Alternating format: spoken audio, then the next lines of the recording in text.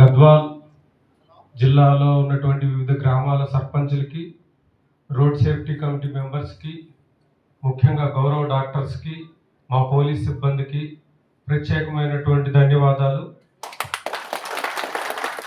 ఇంతటి చక్కటి కార్యక్రమాన్ని ఆర్గనైజ్ చేసినటువంటి గద్వాల్ రూరల్ ఎస్ఐని కూడా ప్రత్యేకంగా సో ఇప్పుడు ఒక చిన్న ఆటలాగా ఇప్పుడు మీరందరూ కూడా మీ ఊర్ల నుంచి వచ్చారు, మీకు చాలా పనులు ఉన్నాయి, బాధ్యతలు ఉన్నాయి, ఇంటి దగ్గర మీ ఆవిడికి చెప్పాల్సిన రెస్పాన్సిబిలిటీస్ చాలా ఉన్నాయి, లేకపోతే మీ పిల్లలకు చెప్పాల్సినవి ఉన్నాయి, మీరు చేయాల్సినటువంటి బాధ్యతలు ఉన్నాయి. ఇప్పుడు నుంచి కనుక నేను మీ అందరిలో ఒక్కొక్కరిని పక్కకు తీసేసి సెల్ ఫోన్ స్విచ్ ఆఫ్ చేసేసి ఒక గదిలో పెట్టేశాను అనుకుందాం,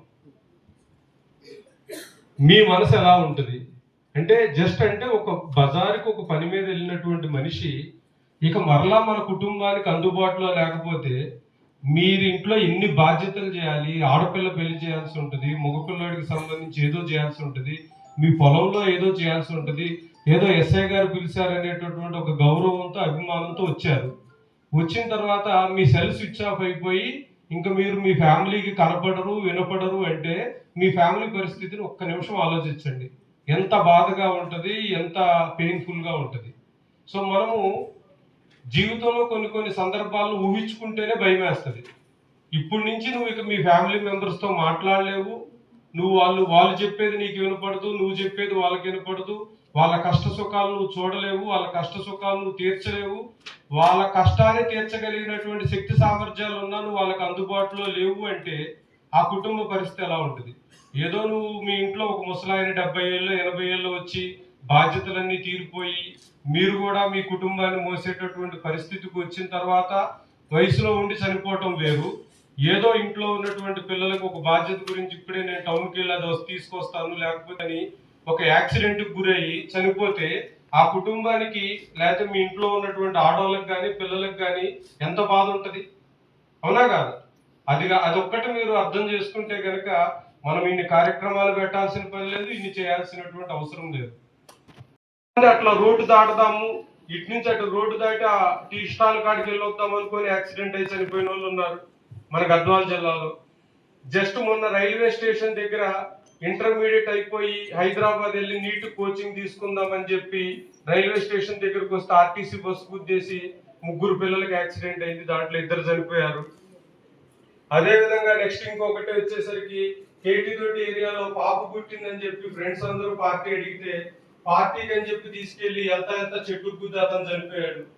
సో మనం చూస్తే ఏమవుతుందంటే నిత్యం మన పక్కనే ఉన్నటువంటి వాళ్ళు చిన్న పిల్లలు ఏదో వాళ్ళ అన్నయ్య వాళ్ళ అక్కయ్య స్కూల్లో నుంచి బస్సులో ఎక్కువ వచ్చారని ఆ బస్ దగ్గరికి పరిగెత్తుకుంటా వెళ్ళి ఆ బస్ డ్రైవర్ సడన్ గా వెనక్కి తీయటం వల్ల బస్సు కింద పడి చిన్న పిల్లలు చనిపోవటం ఉంది. రోజు చూస్తే కనుక మీరు తెలంగాణలో మర్డర్స్ రాష్ట్రం మొత్తం మీద 1 or 2 అవుతాయి. యాక్సిడెంట్లు రోజుకి 20 నుంచి 25 మంది రోడ్ల మీద చనిపోతున్నారు. దాంట్లో వాళ్ళందరూ నిన్నటి వరకు యాక్సిడెంట్ అనేది మనకి జరగదు ఎవరికో జరుగుతుంది అనుకున్నటువంటి వాళ్ళే అందరూ ఉన్నారు. సో పోలీస్ డిపార్ట్మెంట్ అన్ని డిపార్ట్మెంట్లతో కలిపి ఇంతకుముందు గత 4 నెలలుగా పోలీస్ డిపార్ట్మెంట్ ఒకటే సపరేట్ గా చేశారు. ఇప్పుడు గౌరవ తెలంగాణ ముఖ్యమంత్రి గారు అన్ని డిపార్ట్మెంట్లని దీన్ని ఇన్వాల్వ్ చేసి మొన్న ఫస్ట్ డే మండే రోజు ప్రతి ఊర్లో కూడా గ్రామ సభ నిర్వహించారు. మీరు ఎంతమంది గ్రామ సభలకు అటెండ్ అయ్యారు? భారతదేశ పౌరులం ఈ రోజున ఏక సంకల్పంతో ఏకస్వరంతో ఈ క్రింది విధంగా గంభీరంగా ప్రతిజ్ఞ చేస్తున్నాము. మేము డ్రైవింగ్ చేసేటప్పుడు ఎల్లప్పుడూ సీట్ బెల్ట్ మరియు హెల్మెట్ ధరిస్తామని ప్రతిజ్ఞ చేస్తున్నాము. మేము మద్యం లేదా మత్తు పదార్థాల ప్రభావంతో వాహనం నడపబోమని ప్రతిజ్ఞ చేస్తున్నాము. మేము వాహనం నడుపుతున్నప్పుడు ఫోన్లు ఉపయోగించబోమని ప్రతిజ్ఞ చేస్తున్నాము. రోడ్డు ప్రమాదాల సమయంలో బాధ్యతాయుతంగా వ్యవహరిస్తామని తక్షణ సాయం అందిస్తామని ప్రతిజ్ఞ చేస్తున్నాము. బాధ్యత, నిజాయితీ మరియు నిబద్ధతలో మేము ఈ ప్రతిజ్ఞను బహిరంగంగా గంభీరంగా స్వీకరిస్తున్నాము. Thank you. అందరూ ఎక్కడ అక్కడ కూర్చోండి. Thank you very much.